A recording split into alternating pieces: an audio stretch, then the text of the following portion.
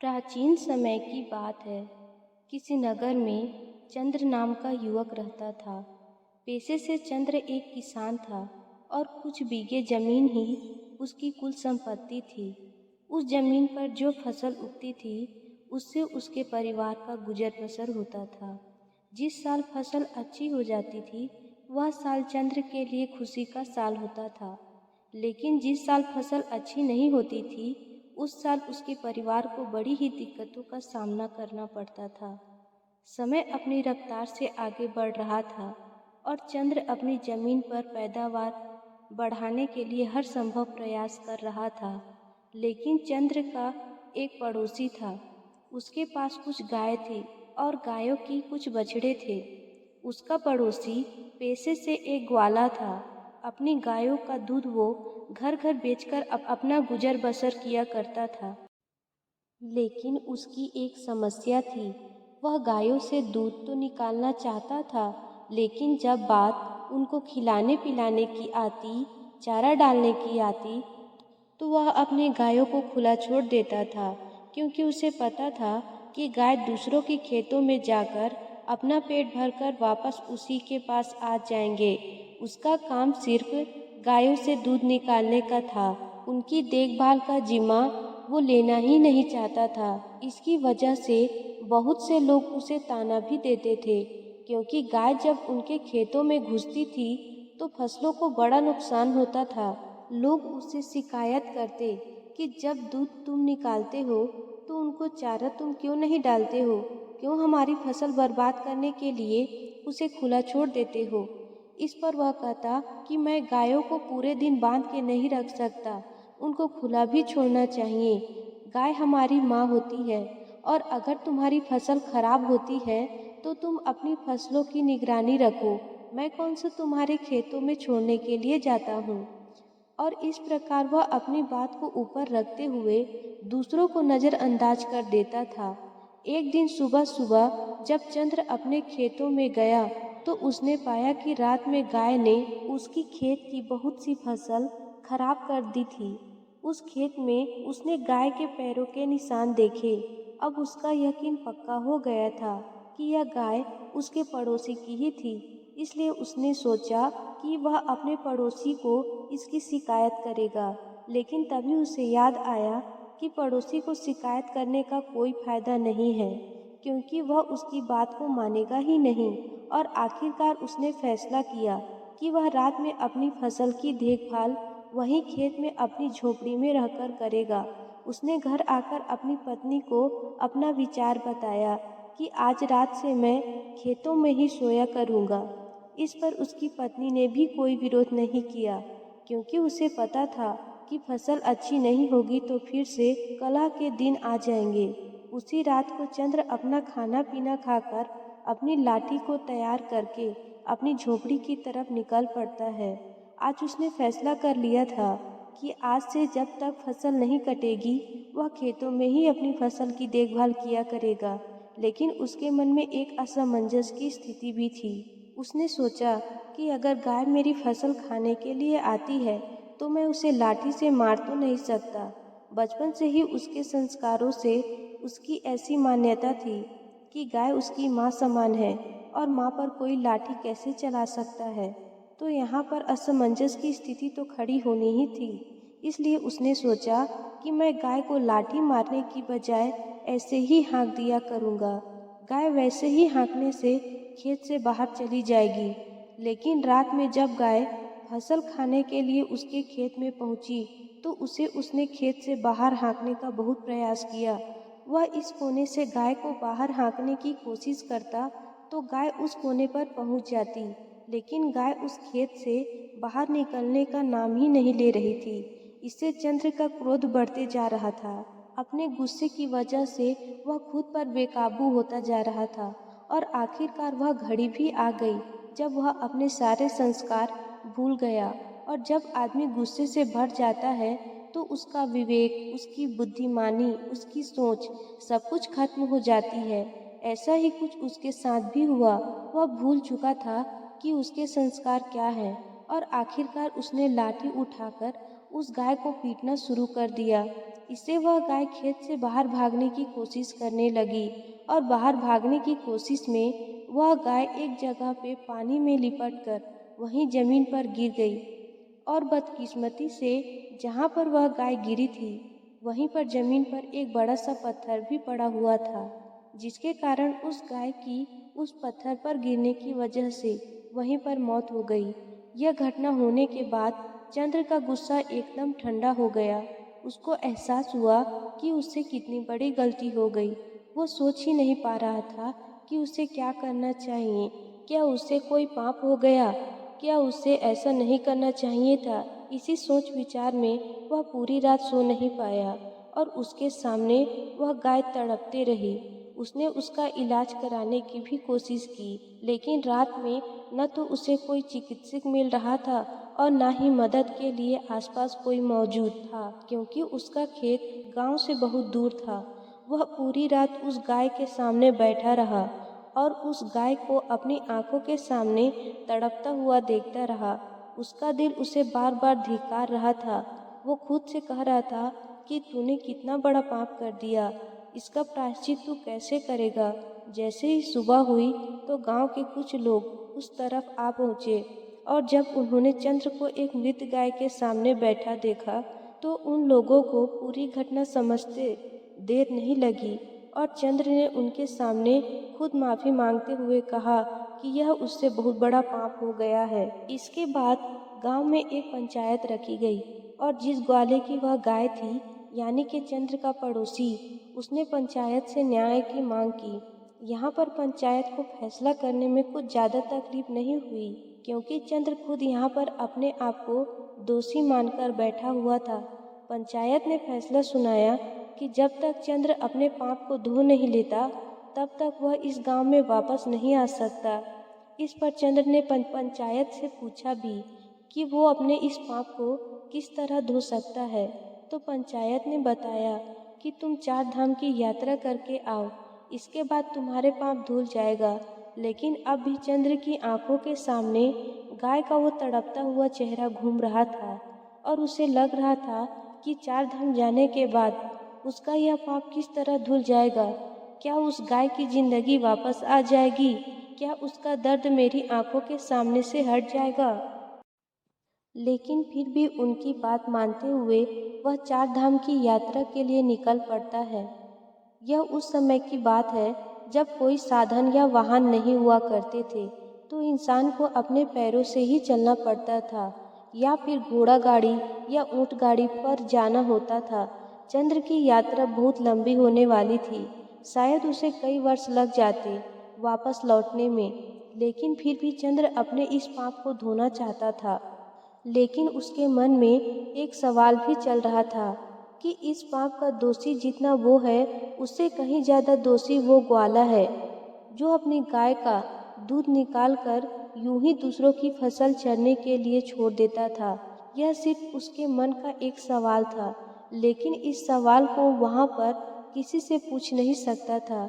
जब वह अपने घर से 4 धाम की यात्रा के लिए निकल रहा था तो उसकी पत्नी ने भी उसके साथ चलने के लिए आग्रह किया, लेकिन उसने अपनी पत्नी को वहीं पर रहकर अपने खेतों की देखभाल और अपने बच्चों की देखभाल करने के लिए कहा और वह अकेला ही अपने पाप को धोने के लिए उस गांव से निकल पड़ता है। एक धाम से दूसरे धाम और दूसरे धाम से तीसरे धाम, इस प्रकार चलते चलते चंद्र को कई साल बीत गए थे, लेकिन चंद्र अब भी अपने आप को दोषी मान रहा था। उसके मन से उस गाय का वह चेहरा हट ही नहीं रहा था। जब वह अपने तीसरे धाम की यात्रा पर जा रहा था तो उस यात्रा के बीच में एक जंगल पड़ता था और उस जंगल को पार करते हुए वह धाम था। जब चंद्र उस जंगल को पार कर रहा था तो उसे उस जंगल में एक भिक्षु की कुटिया दिखाई दी। उसे बड़ा ही आश्चर्य हुआ, क्योंकि वहाँ आसपास कोई भी और मनुष्य दिखाई नहीं दे रहा था। कई कई मीलों तक किसी इंसान की कोई बस्ती वहाँ पर नहीं थी और इस जंगल के बीच में यह एक भिक्षुक अकेला क्या कर रहा था, इससे चंद्र की जिज्ञासा और ज़्यादा बढ़ गई। वह अपनी जिज्ञासा को शांत करने के लिए उस भिक्षु के पास उस कुटिया में पहुँच जाता है। जब चंद्र उस कुटिया में पहुँचा, उस वक्त वह भिक्षुक ध्यान में लीन थे, लेकिन जैसे ही चंद्र ने उस कुटिया में प्रवेश किया वैसे ही भिक्षुक अपने ध्यान से बाहर आ गए। ध्यान से बाहर आने के बाद चंद्र ने उनसे पहला प्रश्न किया, जरा ध्यान से सुनिएगा। चंद्र ने पूछा, महात्मा, इस जंगल में अकेले किस प्रकार रहते हैं? यहाँ पर ना कोई इंसान है, ना कोई बस्ती है। यहाँ पर आप अकेले किस प्रकार वास कर लेते हैं? इस पर भिक्षुक ने बड़े ही सहज से उत्तर दिया कि इंसान को जीने के लिए सांसें और खाना चाहिए, जो यहाँ पर भली भांति मिल जाती है। सांसें ये पेड़ पौधे हमें देते हैं और खाना भी पेड़ पौधे हमें इस जंगल में दे देते हैं। और जीने के लिए क्या चाहिए? इस पर चंद्र ने पूछा कि महात्मा, फिर भी इंसान को कोई तो चाहिए जिससे वो बात कर सके, जिससे अपनी भावनाएं व्यक्त कर सके। आपके पास तो यहाँ कोई भी नहीं है। इस पर भिक्षुक ने जवाब दिया कि यह तुम्हें ही लगता है कि मेरे पास कोई भी नहीं है, क्योंकि तुम्हारी आंखें सीमित चीज़ें ही देख पाती है, लेकिन मेरे पास वह भी है जो तुम्हारी आंखें नहीं देख पाती है और जो कण कण में बसता है। इन बातों से चंद्र को एहसास होने लगा था कि यह कोई साधारण भिक्षुक नहीं है, इनकी समझ बहुत गहरी है और इनसे मुझे अपने सवालों के जवाब मिल सकते हैं। इसलिए चंद्र ने उनको अपनी पूरी परिस्थितियां बयां कर दी और सारी बात बताने के बाद चंद्र ने भिक्षुक से पूछा कि महात्मा, 2 धाम की यात्रा तो मैं कर चुका हूँ और यह यात्रा करने के बाद भी मेरे मन का बोझ हल्का नहीं हुआ है। मुझे पता है कि मैं 4 धाम की यात्रा भी कर लूँगा, फिर भी मेरे मन की परिस्थितियाँ यही रहेगी। कृपया करके आप मेरा मार्गदर्शन करिए। मैं अपने पाप को किस तरह धो सकता हूँ, इस पाप से किस तरह मुक्ति पा सकता हूँ? यह सुनकर वह भिक्षुक जोर जोर से हंसने लगा। इस बात पर इतना जोर जोर से ठहाके लगाकर हंसते हुए देखकर चंद्र भिक्षुक से पूछता है कि महात्मा, इसमें हंसने की क्या बात है? आप इतनी जोर जोर से क्यों हंस रहे हैं? इस पर वह भिक्षुक कहता है कि भंते, तुम उस पाप को धोने की बात कर रहे हो जो तुमने किया ही नहीं है। तुम अंधकार में भटक गए हो। जो तुमने किया है वह कोई पाप नहीं था, वह तुम्हें लगता है कि वह की पाप है, लेकिन वास्तविकता में वो पाप नहीं है। अच्छा यह बताओ, अगर तुम उस गाय को अपना पूरा खेत चरने के लिए छोड़ देते तो क्या वो सही होता? जरा सोचो। इस पर चंद्र कहता है कि नहीं महात्मा, वह तो बिल्कुल भी अच्छा नहीं होता, क्योंकि किसानी करना तो मेरा पेशा है और अगर वह मेरे खेत की पूरी फसल खा जाती तो मैं अपना परिवार किस प्रकार चलाता, अपना गुजर बसर किस प्रकार करता? यह सुनकर उस भिक्षुक ने कहा, तो यही बात तुम समझ नहीं पा रहे हो। तुम्हारा सबसे बड़ा कर्तव्य यही था कि तुम अपनी फसल की रक्षा करो, वही तुम्हारा सबसे बड़ा कर्म था और अपने कर्म को पूरा करने के लिए चाहे इंसान को कुछ भी करना पड़े उसे करना चाहिए, और वही तुमने किया। एक उदाहरण देते हुए भिक्षुक ने बताया कि जिस प्रकार श्री कृष्ण ने धर्म की रक्षा के लिए गौरवों से युद्ध करने के लिए अर्जुन को गीता का उपदेश दिया और उसे युद्ध करने के लिए प्रेरित किया, क्योंकि वही उस वक्त की प्राथमिकता थी। हमें यह जरूर देखना होगा कि हमारी प्राथमिकता क्या है और उसी प्राथमिकता के आधार पर हमें अपने कर्म का चुनाव करना होता है। इसके बाद भिक्षुक ने चंद्र को समझाते हुए कहा कि जब तक तुम अपने आप को कर्ता समझते रहोगे, यानी कि करने वाला, तब तक तुम्हें दुखी होता रहेगा। तुम्हारा मन हमेशा संताप झेलता रहेगा, क्योंकि तुम समझ रहे हो कि तुम करने वाले हो, तुम करता हो, और वही तुम्हारे दुख का कारण बन जाता है। इस परिस्थिति में तुम्हें लग रहा है कि तुम्हारी वजह से वह गाय मर गई, क्योंकि तुम अपने आप को कर्ता समझ रहे हो और यही तुम्हारे दुख का कारण है। लेकिन जब तुम अपने आप को सिर्फ क्रिया समझोगे, कर्म करने वाला समझोगे, तब तुम्हें दुख नहीं होगा, क्योंकि वहाँ पर तुम कर्ता नहीं हो, वहाँ पर तुम क्रिया हो। करने वाला और रचने वाला तो कोई और है। तुम इस नाटक में सिर्फ अभिनय कर रहे हो। अपना पात्र पूरा करो और यहाँ से चलते बनो। अपने आप को इस नाटक का निर्देशक कभी मत समझना, क्योंकि निर्देशक कोई और है। हम तो सिर्फ अभिनेता हैं। हम तो सिर्फ अभिनेता हैं जो अपना अभिनय कर रहे हैं, और इस अभिनय में जो पात्र हमें मिला है उसको भली भांति पूरा करना हमारा सबसे बड़ा कर्तव्य है। तुम्हें पात्र तो मिला है एक किसान का, इसलिए तुम अच्छे से किसानी करो, तो ही तुम्हारा निर्देशक यानी कि इस नाटक का निर्देशक खुश होगा। अगर तुम अपना अभिनय अच्छा नहीं करोगे तो उस निर्देशक को कभी अच्छा नहीं लगेगा। इसलिए तुमने कुछ गलत नहीं किया। तुम अपनी किसानी का पात्र बहुत अच्छे से निभा रहे थे, लेकिन वह कहते हैं ना कि संशय आत्मा विनाश्यति, यानी कि जिस मन में शक पैदा हो जाता है, जिस आत्मा में संशय पैदा हो जाता है, वह अपने विनाश पर पहुंच जाती है। वो खुद का विनाश कर लेती है, और यही तुमने किया। तुम्हारे मन में द्विधा उत्पन्न हो गई कि मैं किसानी करूं या मैं उस गाय के प्रति अपना कर्तव्य निभाऊं, और जहां पर आदमी में संशय आ जाता है वहां पर उसका विनाश निश्चित हो जाता है। एक आखिरी सवाल जो चंद्र ने उस भिक्षुक से पूछा वह बहुत गहरा था, जरा ध्यान से सुनिए। चंद्र ने पूछा कि महात्मा, जो कर्म हम करते हैं हमें उसका फल किस प्रकार मिलता है? अगर मैंने कुछ गलत किया ही नहीं तो मैं यहाँ पर प्रायश्चित क्यों भोग रहा हूँ? और अगर मैंने अपना कर्तव्य निभाया है, अगर मैंने अपना कर्म पूरा किया है, तो मैं यहाँ पर दुख क्यों झेल रहा हूँ? मेरा मन इतनी उत्पीड़न से क्यों भरा हुआ है?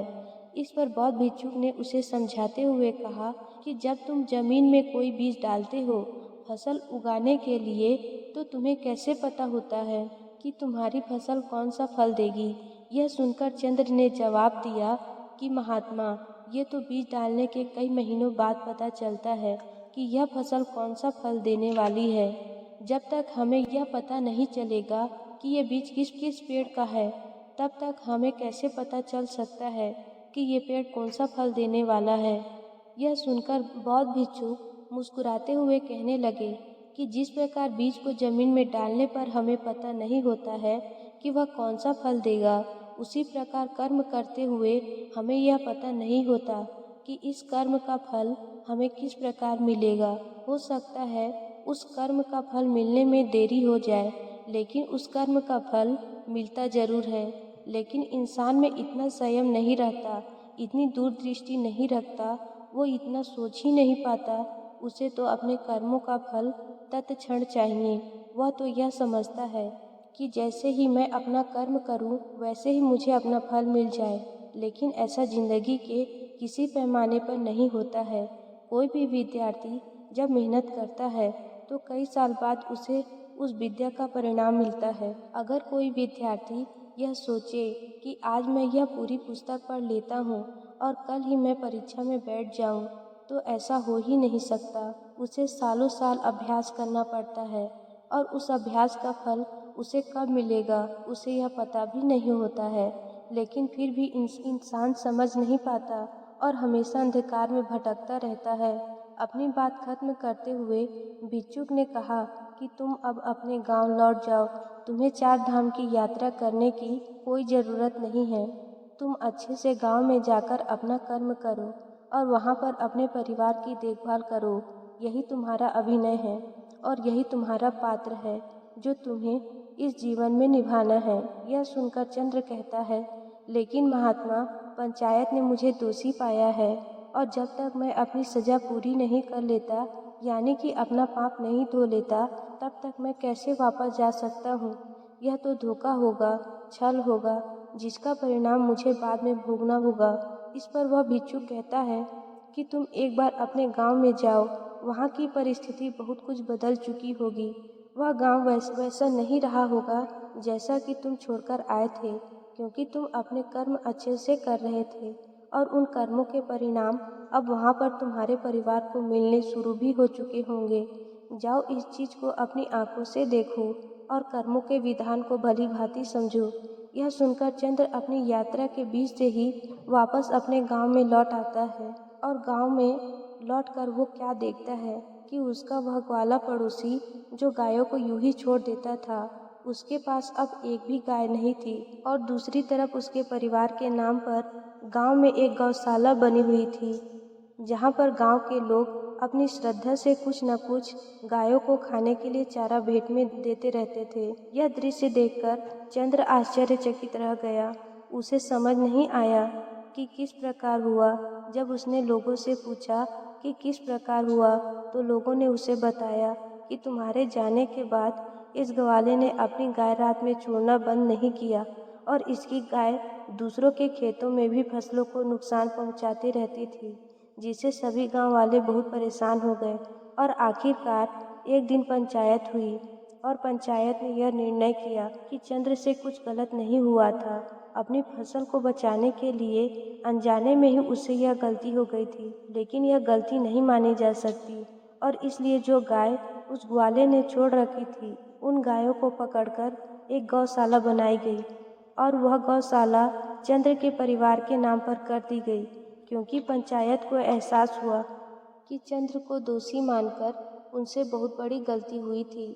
इसलिए अपनी गलती को सुधारने के लिए उन्होंने वह गौशाला चंद्र के परिवार के नाम कर दी। यह दृश्य देखकर चंद्र की आंखें खुल गई। उसे उस बिच्छू की वह बात याद आ गई कि जब हम जमीन में बीज को डालते हैं तब हमें यह पता नहीं होता कि वह बीज क्या फल देगा, लेकिन जिस दिन वह फल देता है उस दिन हमें पता चलता है